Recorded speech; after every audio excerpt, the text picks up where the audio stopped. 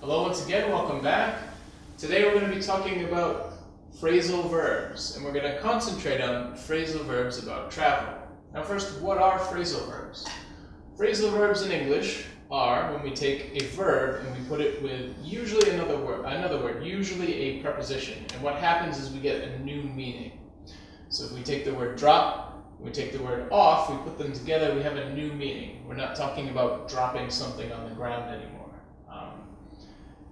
Now the important thing about phrasal verbs is they're very common to hear from native speakers. If you want to speak like a native, if you want to sound like a native, you need to be able to not only understand these, but you need to be able to use them in your speech. They're so common that most native speakers don't even realize they're using phrasal verbs. The difficult thing is there are a lot of them, and they can be difficult to remember what the meanings are. Some of them have multiple meanings. The easiest way for me to remember them is to take them in a context.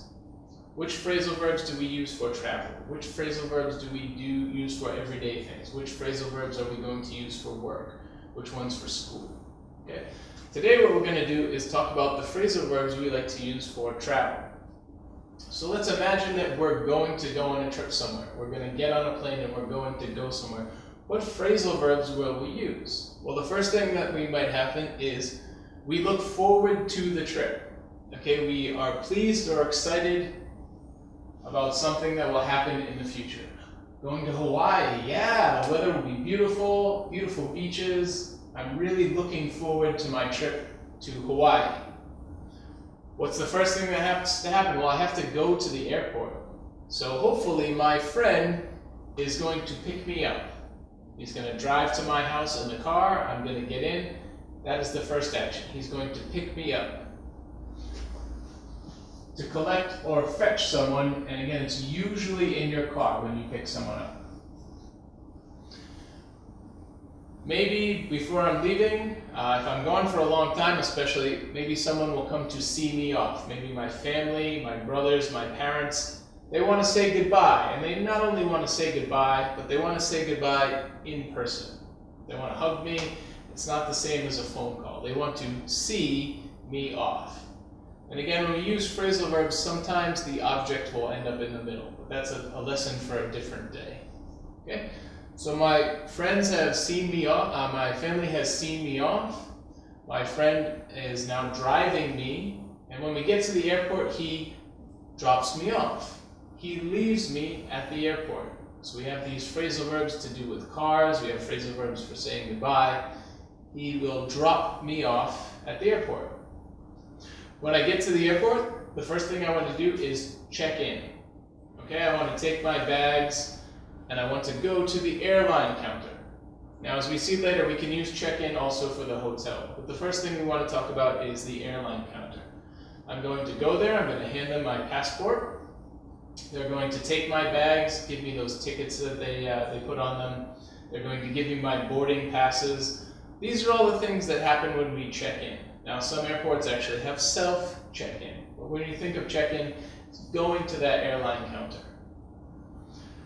It's going to take a while. I'm going to have to wait around. I'll have to pass security. But eventually, I will get on the plane. And this is more of a basic one. This one is a little more literal than the others. And it just means to go on the plane. I'm going to get on the plane. We'll wait for a little while. We'll go through the safety instructions. And then eventually the plane will take off. The plane will start going faster and then it will leave the ground. Take off. Now get in we could think of as literal. To get or go inside something, but we can also use it as a phrasal verb with a different meaning. Get in, the plane arrives. Hopefully someone will meet me at the airport. They'll want to know, what time does your flight get in? What time does your flight arrive? That way they can, again, they can hopefully pick me up. They'll pick me up, maybe they'll drop me off at the hotel. Again, when I get to the hotel, once again, I can check in. I can visit the hotel's front desk. They'll give me the key. They might give you some information about restaurants, things to do in the area. It'll depend on the hotel. Eventually, when I leave the hotel, I will check out. I'll return my key, I'll pay my bill, and then I'll be on my way. And at any time, I may have to hurry up.